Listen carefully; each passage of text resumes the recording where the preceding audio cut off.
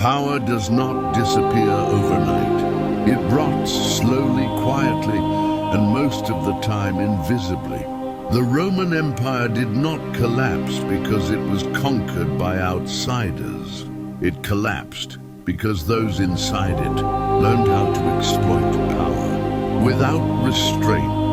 While Rome still ruled vast territories and commanded enormous armies, something far more dangerous was happening behind palace walls.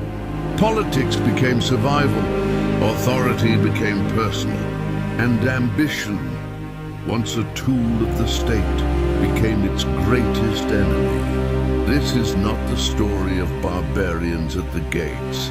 This is the story of how Rome devoured itself long before anyone noticed the empire was dying.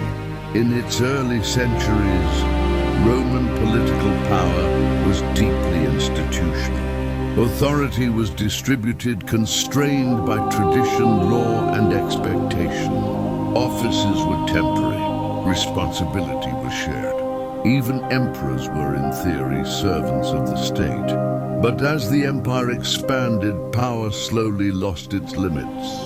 The sheer scale of Roman territory made oversight impossible. Distance weakened accountability.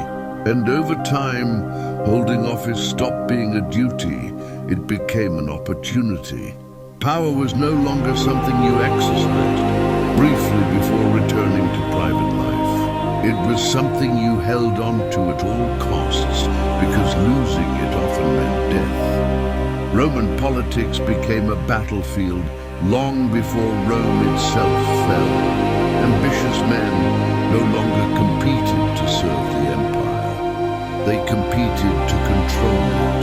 Emperors were made and unmade not by law, but by loyalty bought with gold and promises. Military support mattered more than legitimacy. Political rivals were eliminated quietly, efficiently, and routinely. Governing became secondary to surviving. Decisions were no longer made for long-term stability, but for immediate advantage. And an empire cannot survive when its leaders are focused only on staying alive. The Roman army, once a disciplined instrument of the state, became its most powerful political force. Soldiers discovered that emperors depended on them, and they learned to use that leverage. Loyalty was sold to the highest bidder. Emperors raised pay, offered privileges, and ignored discipline to secure short-term support. This weakened military effectiveness while increasing political instability. Commanders with loyal troops became threats. Civil wars became common, and every internal conflict drained resources, trust, and legitimacy. Rome was no longer defending itself from enemies. It was fighting itself. Corruption in Rome was not accidental. It was structural. Offices were purchased.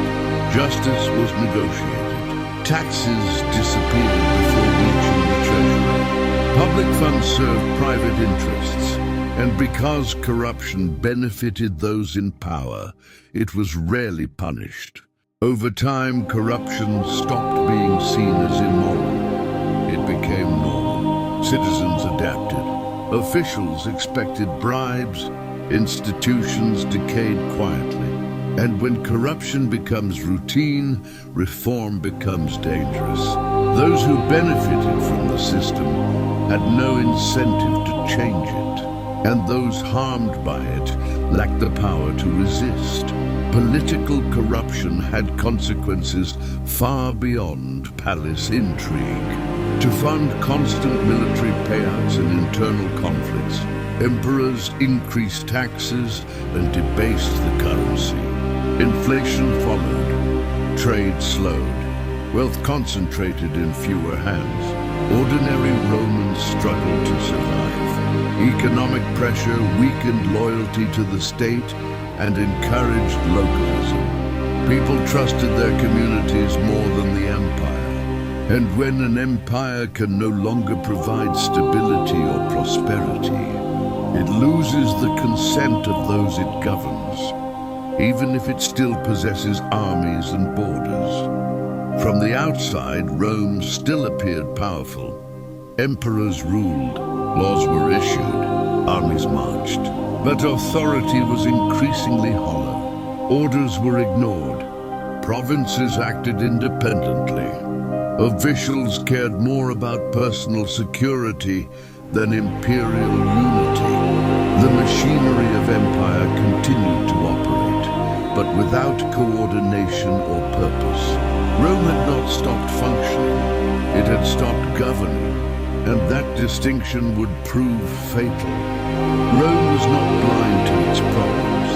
Many emperors attempted reform, but reforms threatened entrenched interests. They angered the military, the elite, or both, and emperors who pushed too hard rarely survived. Change required stability, and stability required compromise. Rome chose compromise again and again. Each delay made reform harder. Each concession weakened institutions further. And by the time meaningful change became unavoidable, the empire no longer had the strength to enforce it. The greatest irony of Rome's collapse is this: the empire was strongest when it limited power, and weakest when power became absolute. As emperors accumulated authority, institutions withered. As ambition replaced responsibility, governance collapsed.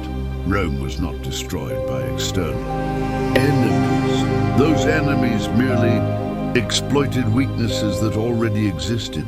The empire fell not because it lacked strength, but because it lacked restraint.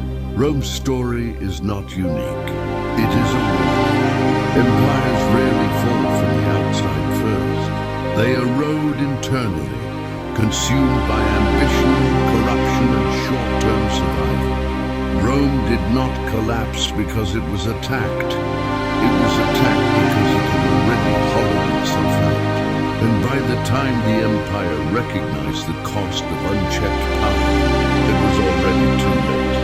In the next episode, we will examine how external pressures exploited Rome's internal decay, and why the final blows were inevitable once the empire lost control of itself.